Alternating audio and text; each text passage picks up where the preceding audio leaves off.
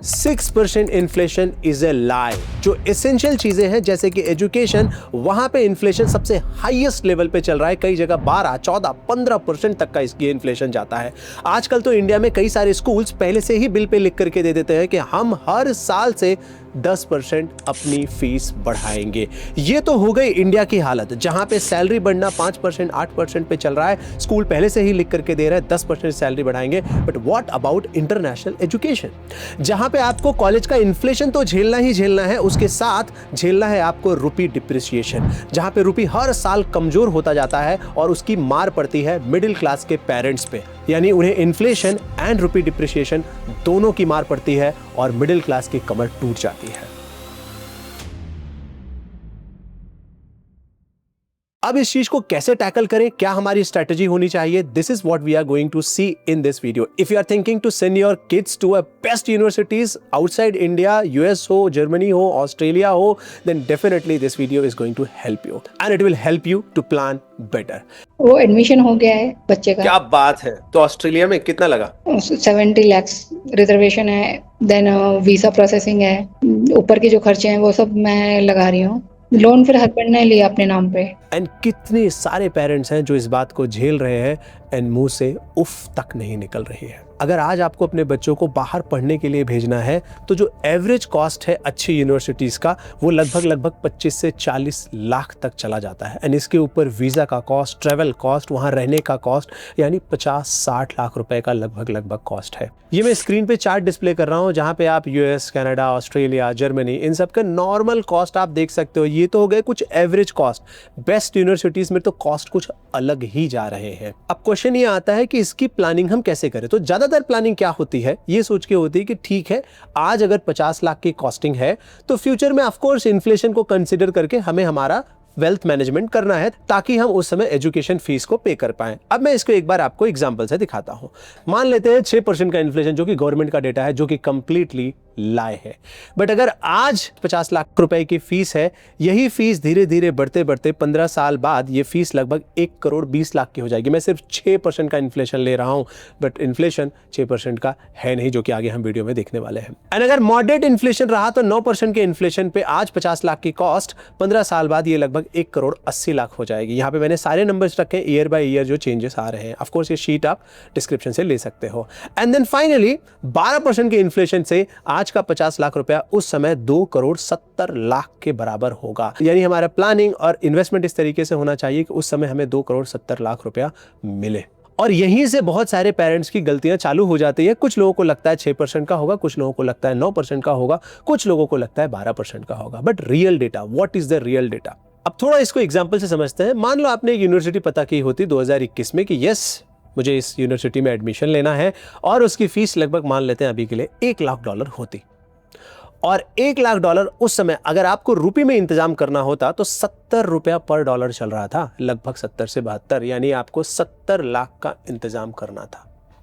Best case मान लेते हैं कि यूनिवर्सिटी आप पे इतना मेहरबान है कि बस हम फीस तो बढ़ाएंगे ही नहीं, अगर ये फीस ये सिमिलर भी रखते तो आज 2026 में $1 लाख का, पता है आपको 70 लाख रुपए के हिसाब से कितना देना पड़ता? 92 लाख रुपीस। क्यों? क्योंकि रुपी डिप्रिशिएट हो गया।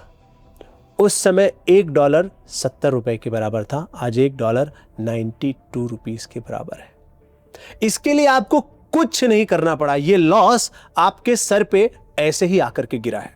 इसके लिए आपने कुछ गलती नहीं की है, आपने कोई बदमाशी नहीं की है, लेकिन ये हो रहा है। और ये रुपी डिप्रिसिएशन पिछले 5 साल में लगभग 4.66% से हुआ है हर साल। एंड ये सिर्फ रुपी डिप्रिसिएशन की बात मैं कर रहा हूं। लेट्स से यूनिवर्सिटी ने भी अपनी फीस को 10% से बढ़ाया, जो कि एक नॉमिनल है। 7%, 8%, 10% से लगभग यूनिवर्सिटीज अपनी फीस बढ़ाती रहती हैं। अब अगर मैं 10% से इसी फीस को बढ़ाता चला जाऊं, यानी कि $1 लाख की फीस 2026 में $1,60,000 हो जाएगी। एंड डॉलर की वैल्यू भी तो बदल गई, 92 रुपीस। तो आपका टोटल कॉस्ट 1 करोड़ 48 लाख, यानी लगभग 1.5 करोड़ रुपया आ जाएगा। अब आप मुझे बताओ, जो फीस यहाँ पे 70 लाख की थी, वही फीस अब यहाँ पे 1 करोड़ 50 लाख की हो गई है। 13% का इन्फ्लेशन रेट हो गया यहाँ पे। मैं यहाँ पे अमाउंट से ज्यादा परसेंट ऑफ इन्फ्लेशन की बात कर रहा हूँ। अगर इन नंबर्स को लेट्स से चेंज करके भी हम देखें कि चलो 10% की बजाय 7-7.5% का भी अगर यूनिवर्सिटी अपनी फीस बढ़ाएगी तो भी ये इन्फ्लेशन 11 से 12% आने वाला है। ये मैंने एक कंट्री का आपको एग्जाम्पल बताया। Let's take one more example of Australia. Australia में मान के चलते हैं कि अगर $1 लाख की फीस थी वहां की किसी यूनिवर्सिटी की तो ₹54 के हिसाब से 2021 में ₹54 लाख लगना था। लेकिन आज 2026 में भी अगर वो यूनिवर्सिटी सेम फीस रखती है तो भी डॉलर की वैल्यू लगभग 63 रुपीज आ गई है ऑस्ट्रेलियन डॉलर की, यानी आपको 63 लाख रुपीस देना है। और ये जो 9 लाख रुपए का लॉस है इसके लिए अगेन आपकी कोई मिस्टेक नहीं है। नेक्स्ट, अब इसमें जरा इन्फ्लेशन जोड़ते हैं। मान लो ये यूनिवर्सिटी 10% से अपनी कॉस्टिंग बढ़ाती जाती है तो जरा देखो costing again 1,60,000 I and dollar का वैल्यू बदल गया तो यहाँ पे टोटल इन्फ्लेशन लगभग 11% का आ गया। ये रियल वर्ल्ड में हो रहा है and my investors are facing this issue.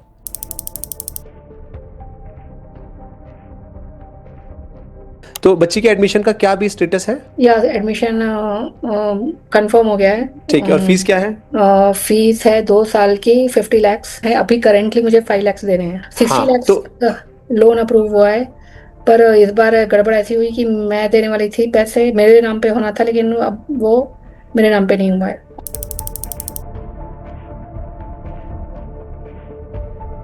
70 lakh reservation है, देन वीज़ा प्रोसेसिंग है, ऊपर के जो खर्चे हैं वो सब मैं लगा रही हूँ।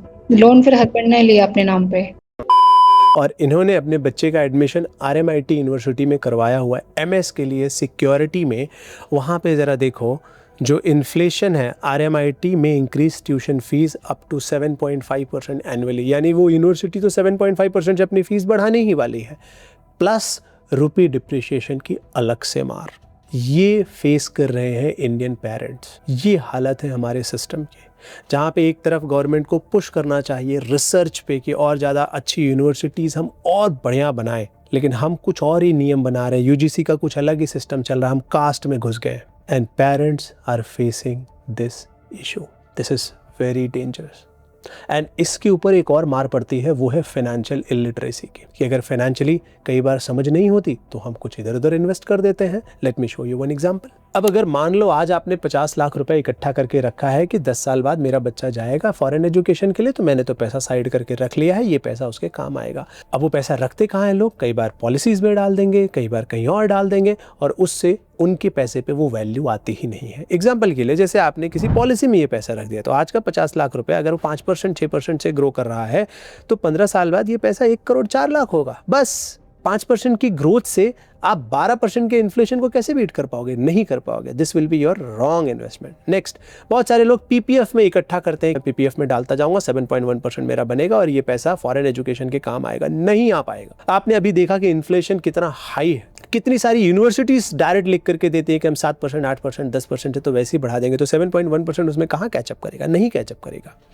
एंड ये 7% से अगर ग्रो करता रहा तो 15 साल बाद ये 1 करोड़ 40 लाख हो जाएगा।